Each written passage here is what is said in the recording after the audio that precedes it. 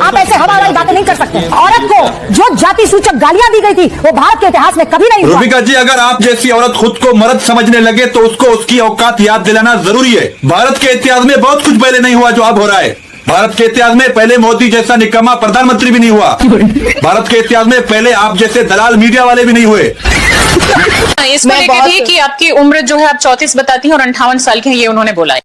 चलो भाई देखो अब मैं क्या करता हूँ। तो आपको मैं 58 की लग रही हूँ? उनका कहना है कि आपने बहुत सारे बोटॉक्स के इंजेक्शन ले रखे हैं, इस वजह से आपकी एज का पता नहीं चला। ये क्या हो गया? ये क्या सुन रहा हूँ मैं? एक्चुअली उनसे अभी भी इंजेक्शन ले रखा है। अभी भी उनसे बहुत बड़ी गलती हो रही है। मैं तो 80 की हूँ। डेट ऑफ बर्थ भी आप दीजिए ना, मैं आधार कार्ड आपको चला देती हूँ ब्लर करके आपका उसमें। बात तो सही है। मैं बर्थ सर्टिफिकेट दे दूंगी आपको। आपसे डेट ऑफ बर्थ क्यों मांग रही है मुझसे? अब मैं उसमें वो जो जरूरी होगा वो चीज ब्लर करके डीओबी आपका ऑन एयर। अरे क्या बात, जिससे कि इसके बाद मैं सवाल ना उठे।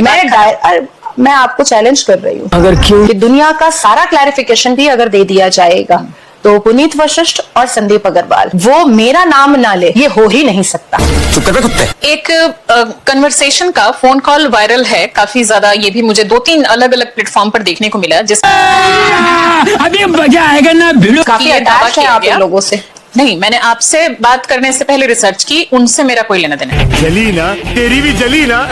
तो उसमें ये था कि न्यूज चैनल पर जो था वो आपके तीसरे पति बता के डॉक्टर सचिन प्रसाद का एक फोन कॉल कन्वर्सेशन है वो, समझ रहे हो? एक लिंक है, मैं आपको भेज दूंगी। यहाँ लिंक रखा है मेरे मोबाइल है। नहीं, जी नहीं, नेशनल न्यूज है। नहीं, नेशनल नहीं है, कोई स्टेट न्यूज है, दूसरा है, लेकिन उसमें गाली गलौज की बहुत अभद्र भाषा है और उनके बीच। मैंने आप सिर्फ ये बता रही नाथुराम गोडसे आजाद हिंदुस्तान का सबसे पहला टेररिस्ट। हाँ, गांधी को मारने वाले को आप देशभक्त बोलेंगे, टेररिस्ट बोलेंगे ना? हत्यारा भी कह सकते हैं। नहीं, टेररिस्ट बोलेंगे। अगर बंदूक उठाएगा कोई भी टेररिस्ट है। मगर आपको इतनी तकलीफ क्यों हो रही गोडसे को टेररिस्ट बोले? मुझे कोई तकलीफ नहीं। कोई बात नहीं, चलिए पास। मर्डरर भी कह सकते हैं। नहीं, टेररिस्ट है। किसको? एक ज़ईफ बूढ़े आदमी को आपने उसके जिस्म में नमस्ते करके उसको उसके छाती पर आपने गोलियां चलाई। गरीब लोग नशा करते हैं। हाँ, गरीब लोग मर्डर करते हैं। देखो अब मैं क्या करता हूँ। मुझे लगता है वो तिहाड़ नहीं गए, लेके चलूंगा एक दिन अपने साथ आपको। मैं जाता हूँ कई बार मिलने लोगों से, कैदियों से। अभी जो आए थे ना शूट के लिए, वो कल तिहाड़ से गए थे रात में।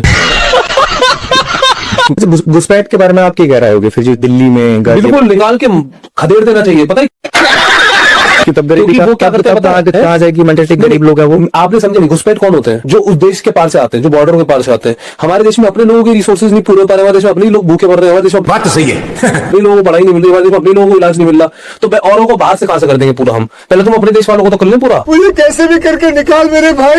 ये आपने तय कर लिया, मंदिर का मामला आप कोर्ट पे छोड़ेंगे। किसी को आतंकवादी बोलना है या नहीं बोले वो कोर्ट पे छोड़ेंगे। लेकिन अभी जो आपने बोला, रिपीट कीजिए थोड़ा सा, क्या बोला दोबारा? मत करो, रन लो, रन परफॉर्मेंस। हाँ, तो घुसपैठिए जो है, हम तो अपने देश का पहले पालन कर लें भाई। ऐसा पहले स्कूल का पालन कर। आपने बोला इस बीच में ना बोल। देश के लोगों से इस देश के संभल नहीं रहा है, उनकी वो जरूरतें पूरी नहीं हो रही है। ये आपने तय कर लिया बिना अदालत के। अदालत थोड़ा तय करती है। कौन तय करेगा? देश के लोग। देखा आपने, देश हवा निकल गई के लोग जो सरकार जो योजनाएं बनाती है ना, देश के लोग में मैं भी आता, मेरी जरूरतें पूरी हो रही है। आपकी पूरी हो रही है? आपकी जरूरतें हैं कम, इसलिए आपके सीने में है दम। सिंघम सिंघम सिंघम। यही डायलॉग मुझे सब सूट करता है। आप मजाक भी नहीं कर रहा, यही डायलॉग, ये जिस तरीके में आपने बोला है मजा आ गया। और इसमें तो गुस्सा लेने की बात ही। 12 साल से सरकार इनकी जमीन दूसरों की सक रही है, पता नहीं क्या कर रहे हैं। जमीन से वापस आते हैं भाई। शंकराचार्य से भी कागज मांग रहे हैं, तो कागज दिखाओ, कागज दिखाओ, कागज दिखाओ। अभी तक तो अब्दुल से कागज दिखाओ, कागज दिखाओ, अभी शंकराचार्य से भी मांगने लगे। हिंदुत्व के ठेकेदार भी ये हो गए। शंकराचार्यों को चारों को घर पर बैठा दिया, उनकी पालकी फेंक दी। 150-200 कथावाचक आसाराम टाइप और राम रहीम टाइप पैदा कर लिए, उनको पैरोल दे देते हैं चुनाव में वोटों के लिए। फिर ये सनातन की बात करते हैं, किस किस का क्या क्या पैरोल हुआ और कौन कौन आप लोगों ने यहाँ पर इस तरह के कथावाचक पैदा किए। टीवी स्टूडियो में किस तरह से आज आप साधु संतों को भी लड़वाने से बाज नहीं आ रहे।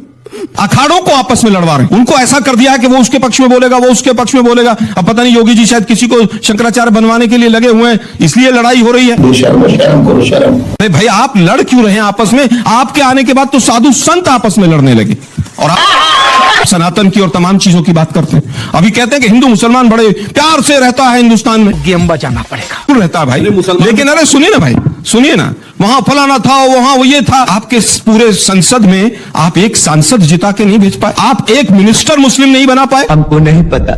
आपके तमाम सांसद कहते हैं कि हमें मुसलमानों का वोट नहीं चाहिए। आपके मुख्यमंत्री मुसलमानों के फोटो पर टारगेट कर। तो दोस्तों ये डिबेट्स कैसा लगा आप अपनी राय को कमेंट में जरूर से बताएं। इनमें सबसे बेस्ट डिबेट आपको किसका लगा आप अपनी राय को कमेंट में जरूर से बताएं। और ऐसे ही मज़ेदार और दमदार डिबेट देखने के लिए हमारे YouTube चैनल को सब्सक्राइब जरूर करें। तो दोस्तों